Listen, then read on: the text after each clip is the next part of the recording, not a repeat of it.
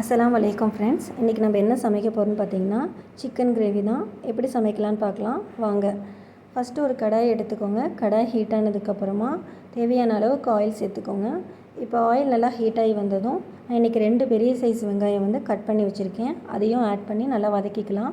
இப்போ வெங்காயம் நம்மளுக்கு நல்லா வதங்கியிருக்கு.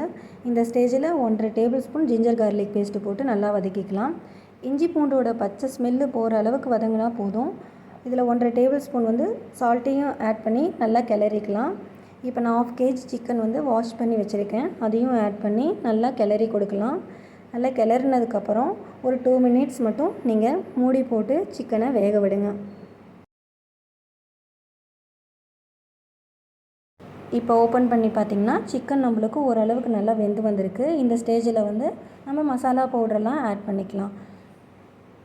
1/2 ஸ்பூன் மஞ்சத்தூள், 2 ஸ்பூன் சிக்கன் மசாலா, 1 ஸ்பூன் மிளகாய் தூள், 2 ஸ்பூன் கறி மசாலா, 2 ஸ்பூன் கரம் மசாலா. எல்லா மசாலாவும் ஆட் பண்ணதுக்கப்புறமா சிக்கன் நல்லா கிளறி விடுங்க. நல்லா கிளறி விட்டதுக்கப்புறமா எகெயின் நீங்கள் ஒரு 2 மினிட்ஸ் மூடி போட்டு மூடி வச்சுருங்க.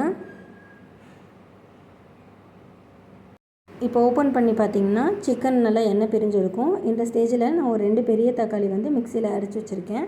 ரொம்ப ஃபைன் பேஸ்ட்டாக இல்லாமல் ஓரளவுக்கு குறைன்னு அரைச்சி வச்சுருக்கேன். அதையும் ஆட் பண்ணி நல்லா கிளறி வச்சுக்கலாம். கிளறினதுக்கப்புறமா தக்காளியோட ரா ஸ்மெல்லு போனதுக்கப்புறம் நீங்கள் அதில் தேவையான அளவுக்கு வாட்டர் ஆட் பண்ணி நல்லா கொதிக்க வச்சு ஓப்பன் பண்ணி பார்த்திங்கன்னா சிக்கன் நல்லா வெந்து வந்திருக்கும். இந்த ஸ்டேஜில் ஒரு கைப்பிடி அளவுக்கு கருவேப்பிலை சேர்த்திக்கலாம். நல்லா ஃப்ளேவராக இருக்கும்.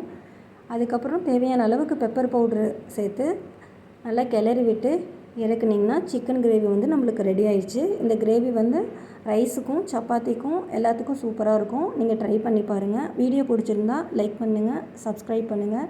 தேங்க்யூ ஃபார் வாட்சிங்.